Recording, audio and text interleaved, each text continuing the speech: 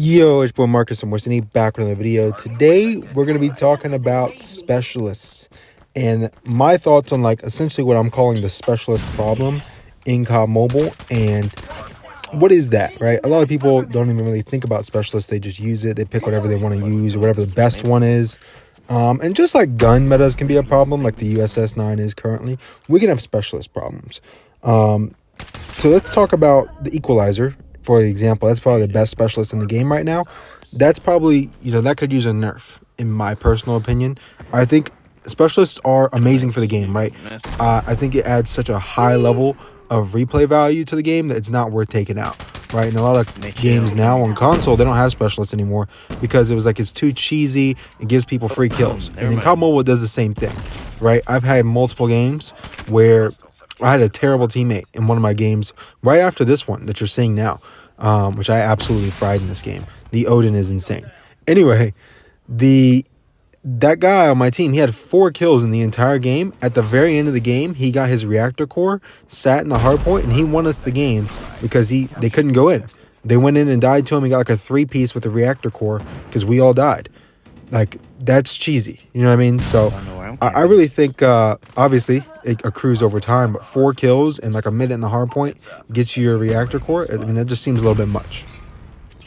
That being said, let's talk about the viability and like the meta of specialists, right? I mean, we've had so many specialist meta changes, right, over the course of time. I remember when the game first came out, it was all War Machine and Death Machine back in the day. Like, it was just, you had to run one of them. I felt like if you didn't run one of them, you were kind of like wasting your time. And I was running the Death Machine mostly. That was my main thing. And then the Sparrow came out. And anybody who played when the Sparrow came into COD Mobile, you know how big of a problem that was. Everybody had one. There were 10 Sparrow specialists being used on the map. And it was just like, when am I getting my Sparrow? Whoever gets the Sparrow first is breaking the next hard point. You know what I mean? It was hard to break. But if you had your Sparrow, next thing you know, everybody's dead. Everybody's dead, right? Because you could spam it all over the place. It was just insane. And the way I look at it is we shouldn't have one insane gun meta like the S36 back in the day or the HBR if you had it back in the day, the USS 9 now. Other guns at certain points in time fit the same mold. I just think that specialists should be used a certain way. So how I'm going to explain it is like if you ever played on console, you know that you couldn't pick your specialist until the game started because everybody had to pick a different one unless you were playing TDM. If you played TDM, then 2 people could have the same specialist. In COD Mobile, it doesn't work like that, right? Everybody has a specialist as a part of their loadout. So when there's a specialist that's broken, everybody's going to have it, and you're going to see 10 of them. I know this is a big change, but I'd like to see it reverted to the style of, the console games, where you pick it once the game starts, and then you get that specialist then. You know what I mean? So you may not get the specialist you want every time. Somebody else will take Crash, or somebody else will take... they're not called Crash because they're not characters in this game. But somebody else will take Equalizer, so you'll have to use Claw. Or somebody will take Claw and Equalizer, so you'll have to use the Ballista, or whatever it might be. In my opinion, that's a far better way of running the system. And by the way, I took a couple of nuke streaks in this game. I'm sorry. That's just what I do. That being said, that's just how I think it should be run. Just for like a gameplay perspective on like how balance works, in my opinion. Having everybody run equalizers is super annoying. And maybe if the specialist was like a more fun specialist, like Annihilator, that took a little bit more skill, you got to hit 6 shots. You know what I mean? Then that would be fun. Whereas like an equalizer, you're just spraying bullets and you're going to absolutely run through people because it takes 2, maybe 3 shots to kill. And it's so dominant up close, right? So it's an insane specialist. Another thing I kind of want to talk about is specialists in Search and Destroy. So this is the only COD game to where you don't earn your specialist in Search and Destroy, right? All the other console COD games you do. But you could play the entire game of Search and never get your specialist because it resets every round. I think that should be changed. I would love to see, and just hear me out on this, right? Because specialists kind of take time to accrue. But I think if you remove that factor, right, and just allow kills to earn your specialist in S&D, if people are going off, right, you got 10 kills in S&D, you've planted a couple bombs, and you defused a bomb, and next thing you know, you got like 1,500 score to get your specialist, then that should be able to be allowed in ranked search and destroy. Now, in COD Mobile, it's not a score-related thing. It's more of a time-related specialist thing. Like, they kind of both go together.